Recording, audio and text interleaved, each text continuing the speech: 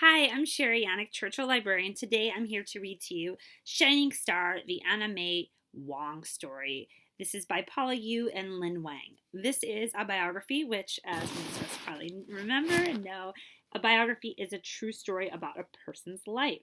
I found her story pretty fascinating, and I think you will enjoy it too.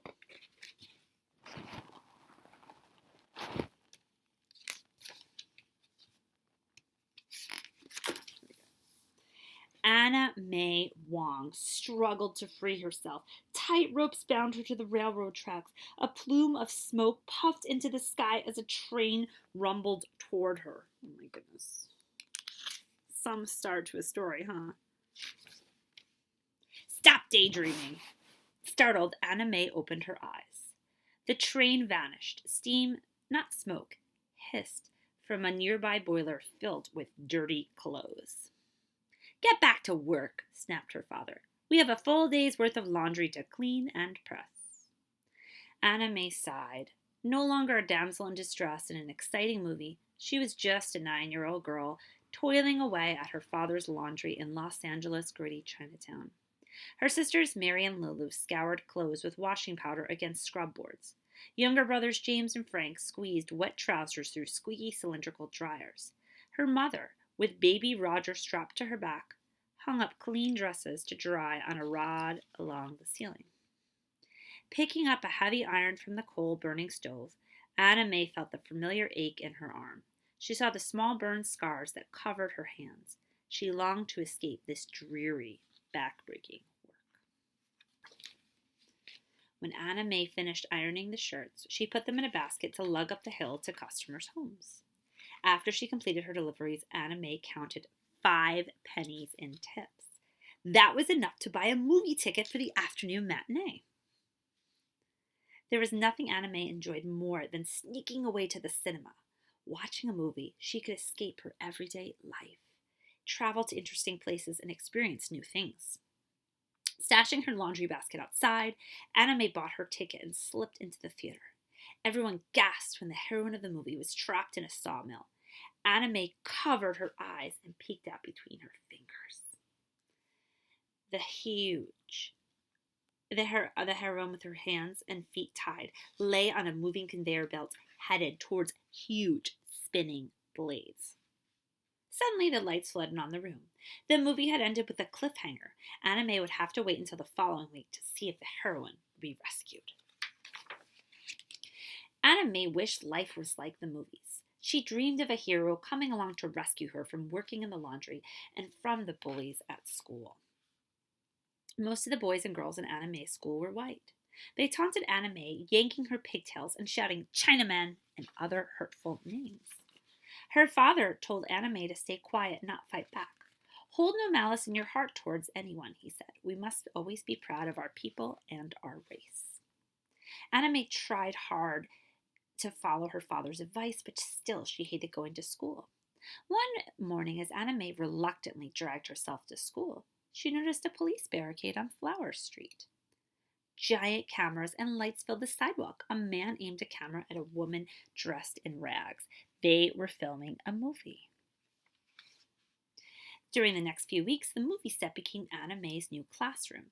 She regularly skipped school to watch the action on the set and ask new questions about filmmaking. The amused actors and crew soon gave Anna a nickname, the Curious Chinese Child. Anna May loved this exciting world and wanted to be part of it. She decided that she would become an actress. Instead of watching movies, she would star in them. She would be rich and famous so she could support her family. No one would ever have to work in the laundry again. Every day, Anna May would rush home to reenact the scenes from the film in her bedroom. She practiced different emotions in front of her mirror. For fear, she gasped and collapsed to the floor. For anger, she snarled and curled her fingers into claws. One evening, Anna May's parents caught her weeping at the mirror, dabbing her eyes with a handkerchief. She confessed she was imitating the actors she had watched the movie set instead of attending school. Furious, her father shouted, "You have to go to school, not play hooky." Actresses were looked down upon in traditional Chinese society, he said. A good girl will not be an actress. Anna May's father punished her, forbidding her from cutting school again. But no punishment could discourage Anna May from her dreams of stardom. Throughout her school years, she secretly visited movie sets whenever she had the chance.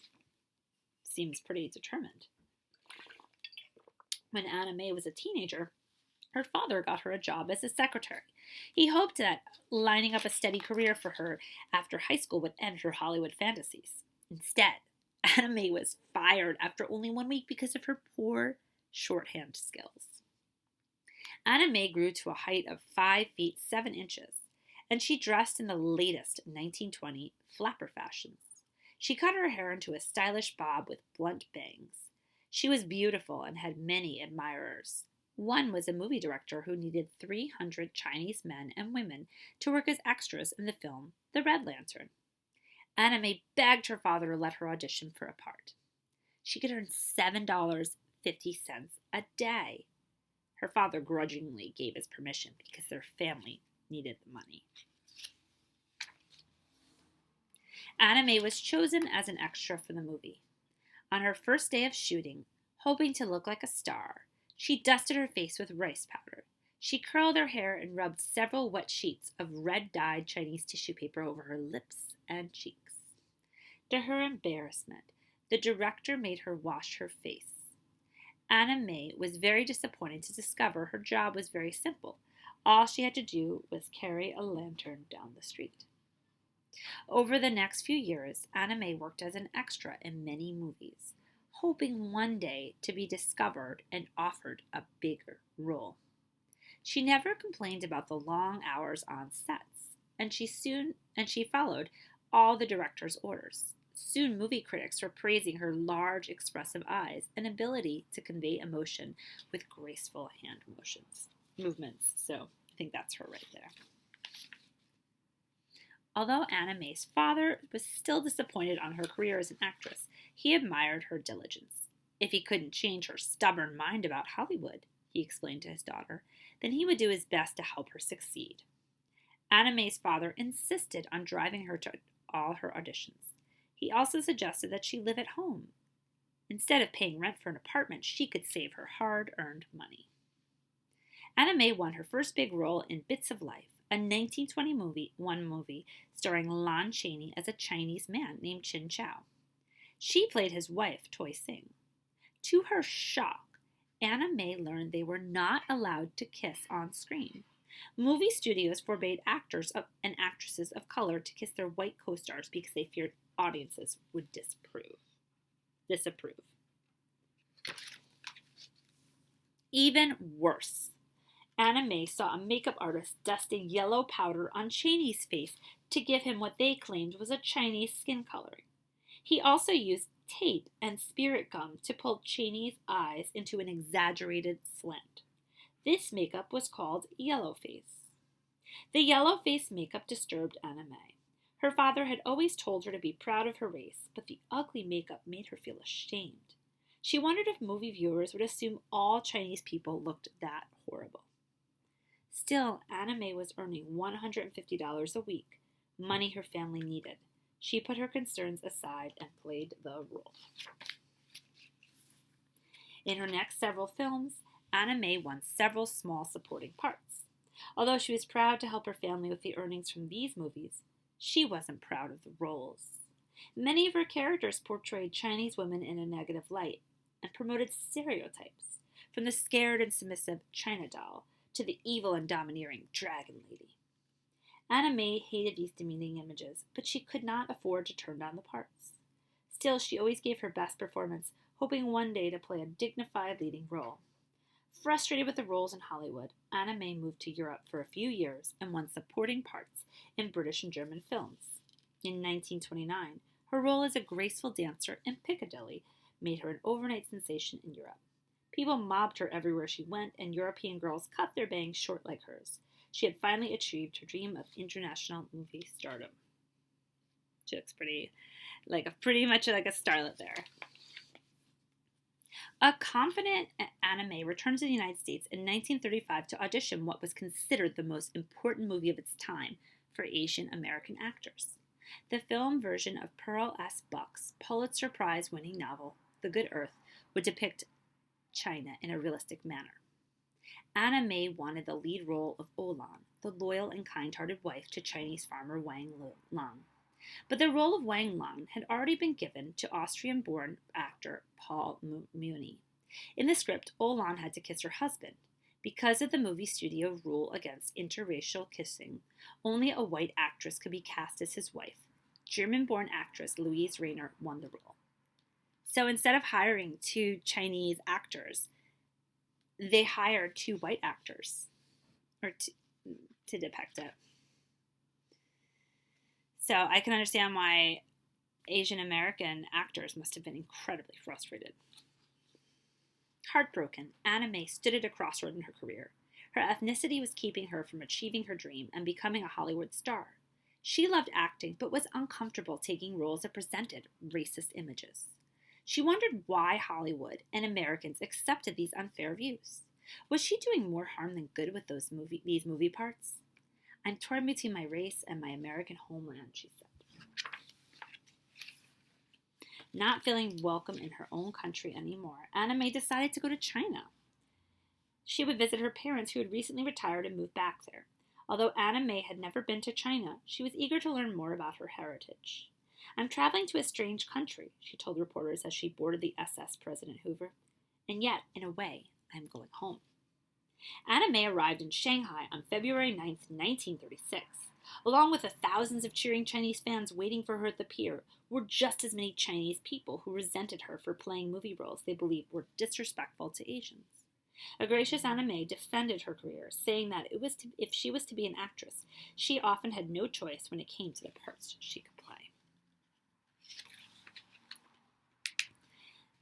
During her stay, Anna May absorbed as much Chinese culture as she could. She studied Chinese philosophy, attended a Chinese drama school, and took Chinese language classes. She went to a fancy 15-course meals with ambassadors to help create goodwill between China and the United States. At a silk factory, Anna May was fitted for a traditional silk dress called a chinozgam, excuse me if I said that wrong, to show her pride in her Chinese heritage. She also rode rickshaws, visited temples, saw the Great Wall of China, and signed autographs for eager Chinese fans. In her family's ancestral village of Chang'an, Anna May and her father talked for hours on the steps of his house. For the first time, he opened up to her about his childhood in Sacramento, California, where he had worked in dangerous coal mines. She learned how much her father had sacrificed so their family could have a better life in America. Then he reminded her, "We must be proud always of our people and our race." Anna May understood her father better and felt proud of his accomplishments. As that, she would honor her father and her Chinese heritage by fighting for more authentic images of Asians on screen. "I will never play again in a film which shows Chinese in an unsympathetic light," she vowed. Anna May kept her word. Let's go. After returning to Hollywood, her first of many positive roles was that in Daughter of Shanghai, released in 1937. She played a loyal, loving Chinese-American daughter who solved the mystery of her father's murder. "I like my part in this picture better than any I've had before," she said proudly. "This picture gives the Chinese a break. We have sympathetic parts for a change. To me, that means a great deal." Anna May Wong looked forward to her future in Hollywood, playing parts she could be proud of. And for the first time in her life, she truly felt like a shining star. And I'm just going to show you, this is a picture of what Anna May really looked like. So again, this is Shining Star. I hope you enjoy this. Thanks for listening and keep on reading.